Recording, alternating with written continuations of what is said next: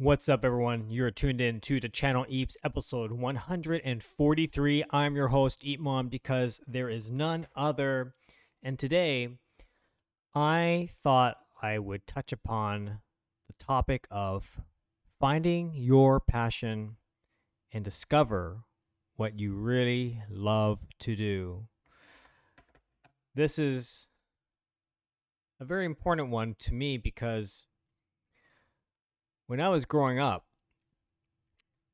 you know, arts, drawing, creativity was something that I loved to do. It was my. I remember when I was like 2 years old. I would just be drawing and drawing, and I just something that I was so excited, and I remember, getting lost in my own world and creating my own stories. I got so excited, but then of course, like reality sets in, and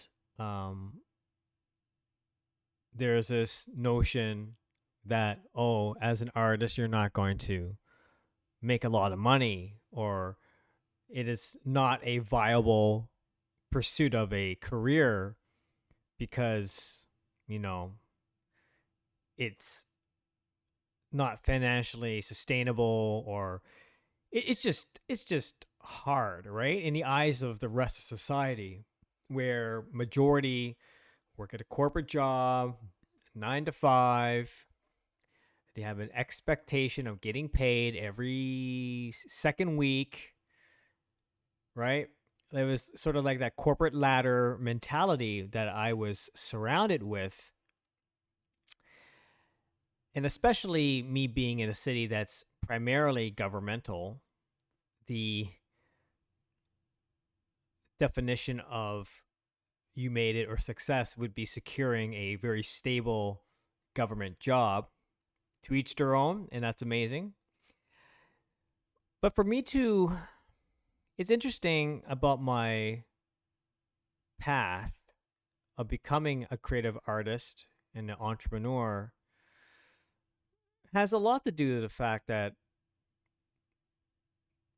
my based on where I was born, my surroundings, and my influences, and the way that I was shaped up to be, the external factors of my media surrounds really, I believe, help me to be the person that I am today. Anyway, so the thing is that it's very important that to recognize we need to find out and figure out what are the things that you really enjoy doing. What are your passions? What are things that you feel passionate about? And making those things the things that you work on, to build that in a sort of career. Because if you're going to do something for a majority of your life as a profession, you might as well do something and look for the thing that you feel passionate about. And I know that looking for that thing that gets you excited or passionate, it's not easy. It is challenging. Some people, like for me, like drawing was always, like creativity was always my thing. That was my strength. I remember doing these like career test things, and I scored very high on spatial, just like spatial ability or something weird like that, or just sort of like creativity. I was always scored high.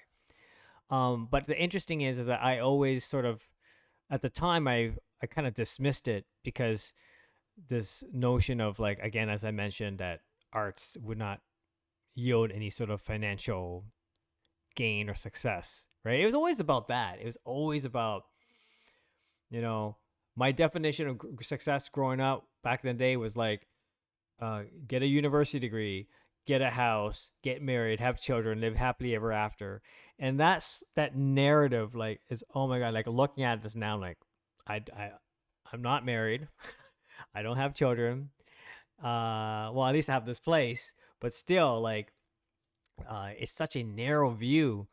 And through my trials and tribulations as an entrepreneur, kind of got me out of that whole matrix and realizing, like, wow, like for some reason, we've been spoon fed this idea of certain things that are defined as success in the eyes of society, which is quite shocking. Really, really, like, wow, like that was an eye opener. Um, but yeah, I digress a bit. But the thing is that you really have to look for something that you enjoy doing, because if you're going to have a career that you're going to do for a majority of your adulthood, it might as well be something that you know that you like to do, that gets you up in the morning, looking forward to it. And I recognize that, and I recognize that when I get up in the morning, I feel like, yeah, let's go, let's do it. Like I'm generally want to get up and get my stuff done, and I recognize, and I'm very, very grateful for that, actually, and thankful that despite what society thinks of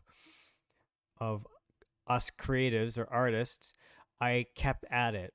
Now, that being said, I know that my passion is in the arts, but to get to where I am was not without challenges and obstacles, right? But it's interesting how everything comes full circle. I dismiss myself as being an art. I was never like, even though I love creativity. I went to visual arts high school because of my work, my art. But I was never the top student.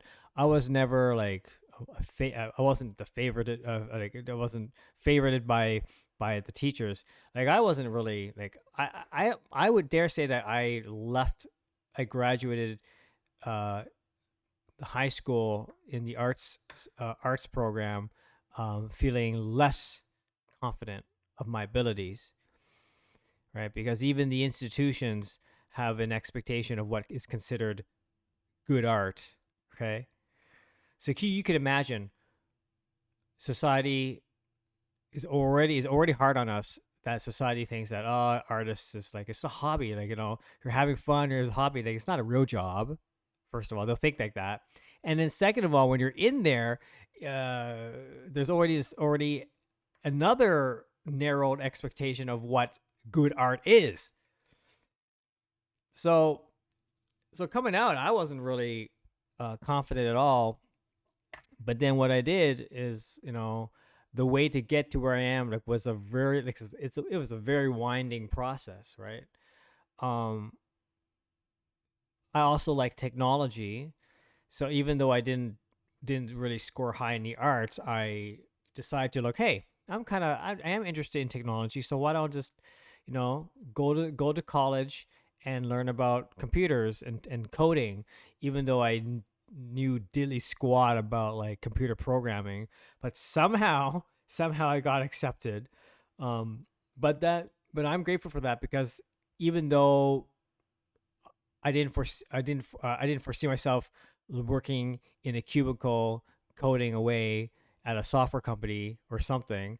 I felt that I felt that combining art and technology would be quite interesting, because those two are my, like, for art is my passion. My fascination and interest in technology was another thing.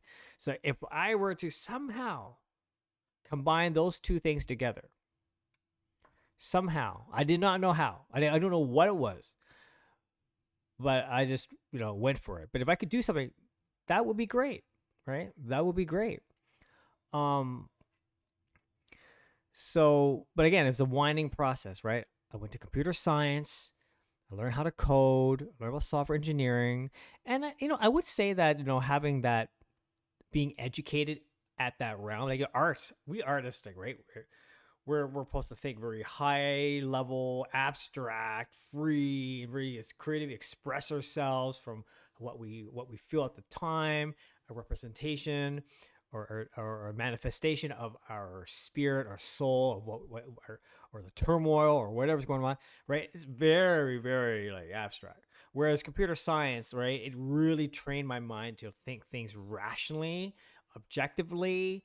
And when you're programming and you're developing applications, or you're creating systems, like they all fit together. It's so much. There's logic. So it kind of is interesting how it started to um the left and right brain hemispheres are creating these crazy neuron connections while I was in school. But then it just so happens that you just never know never know what comes your way, because one of my eureka moments during my computer science program was a course that was it was a Java programming course, and one of the assignments was to develop a calculator, this calculator, and it already and the Java provided, the programming language provided these libraries which gave you access to create user interfaces.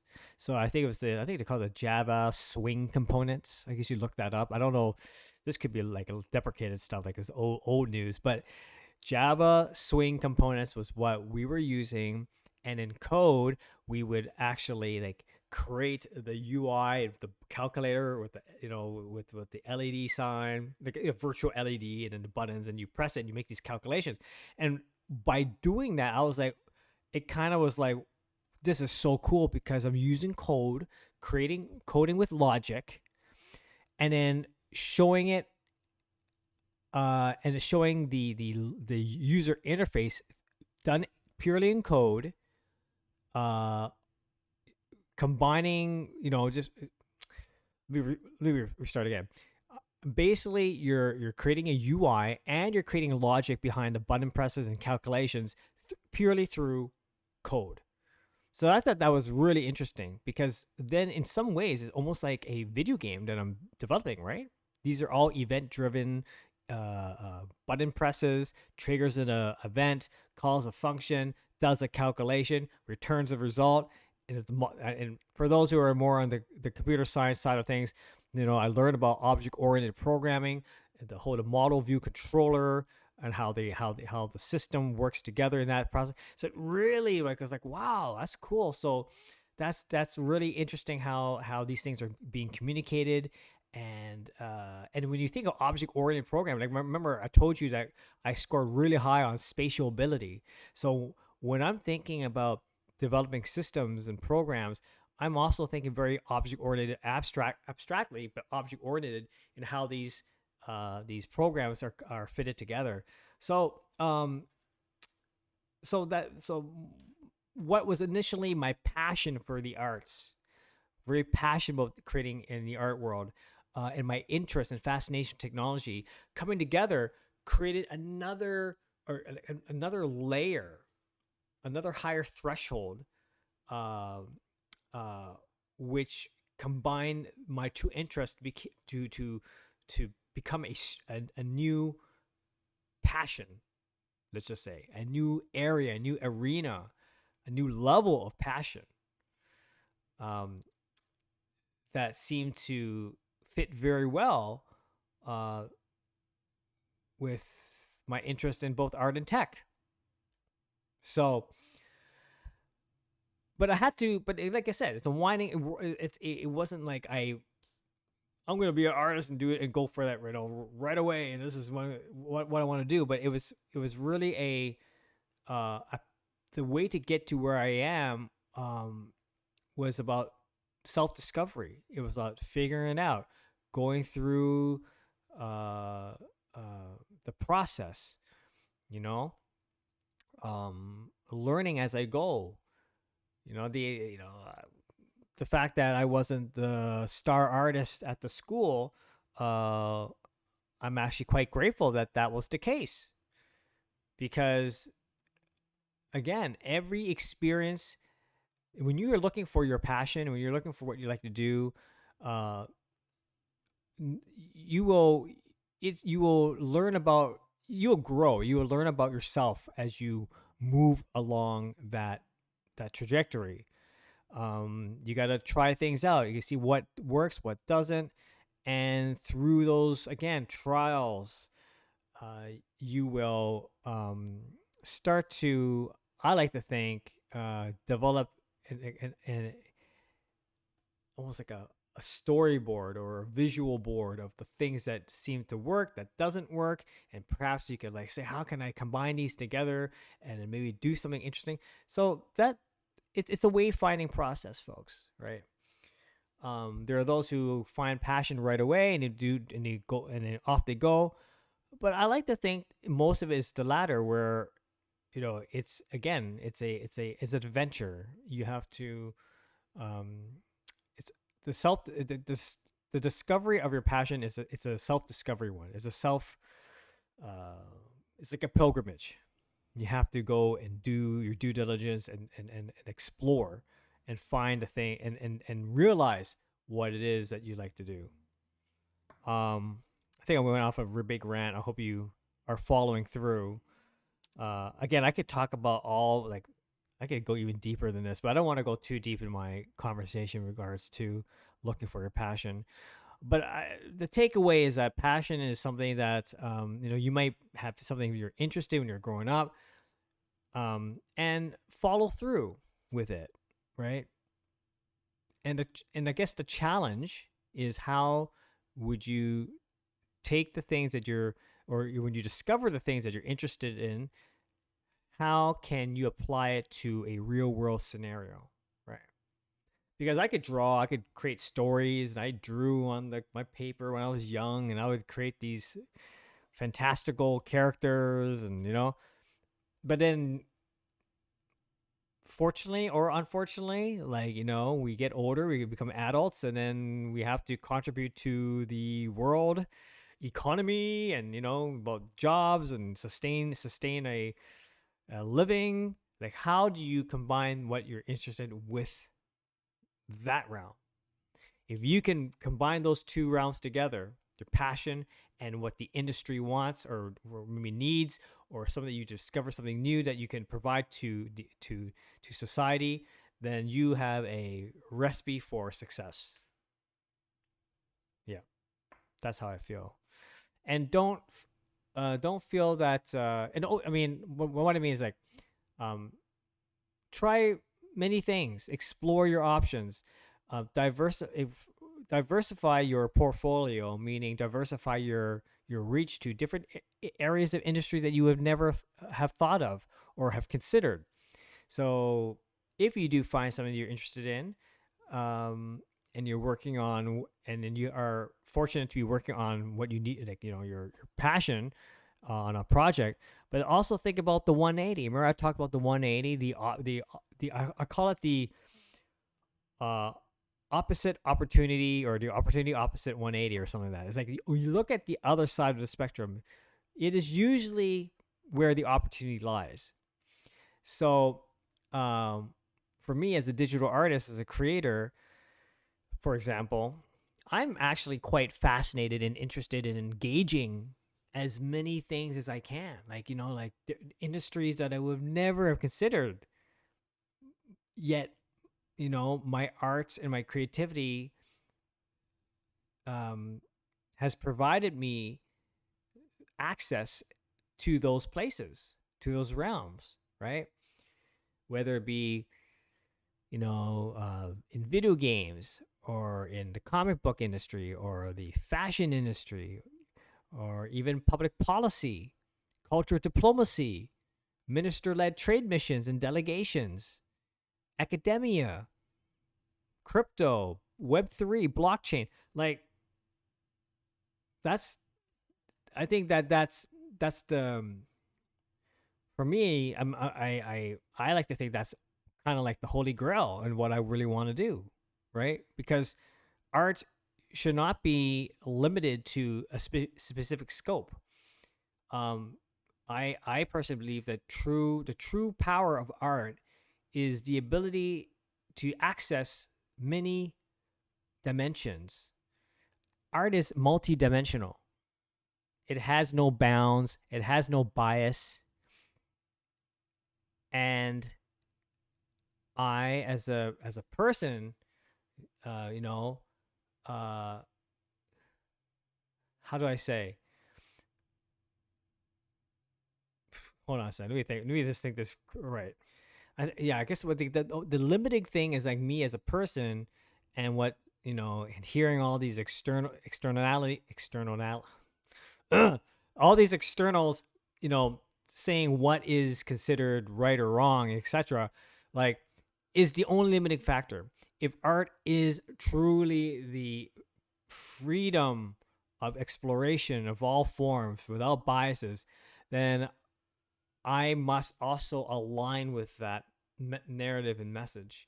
And that's where I find myself now. Like, I am exploring so many interesting avenues and areas, um, and just letting myself free, just letting myself go, explore those areas, explore where art can take me, and I'm not going to fight it. That's what I'm saying. I'm not going to fight it. I'm not going to go against it. I'm just going to let it flow and see where it takes me. And it's been a ride. It's been a fantastic ride, and I'm very grateful to be able to continue to pursue the things that I love to do, and discovering new things as I go along. Right? I'm always learning. I'm always growing, and I think that's what is the power of, once you discover something that you're passionate about, you will feel the same way as well.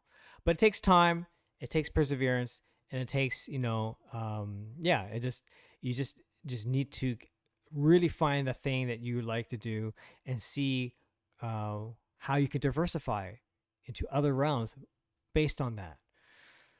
So I hope that made any sense. I'm kind of, you know what? I'm still like, my jet lag is still hitting me. Like, it's crazy. Like, it's already been over a week, and coming back, for some reason, jet lag is the worst for me this time around. I was in Japan for about over a month, and coming back, it's just like, I'm already tired. I'm almost like, like not even being articulate with my words.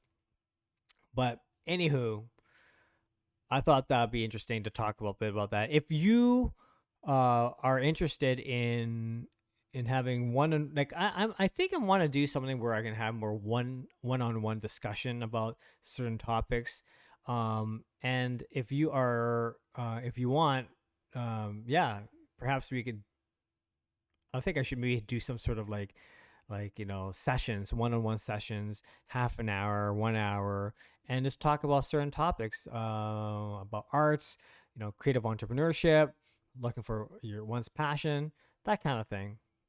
And if you're interested, let me know. Like and subscribe. I hope you enjoyed this episode of the Channel Eeps, episode 143. Have a great evening, have a great afternoon, have a great morning, wherever you are in the world. Until next time, bye bye.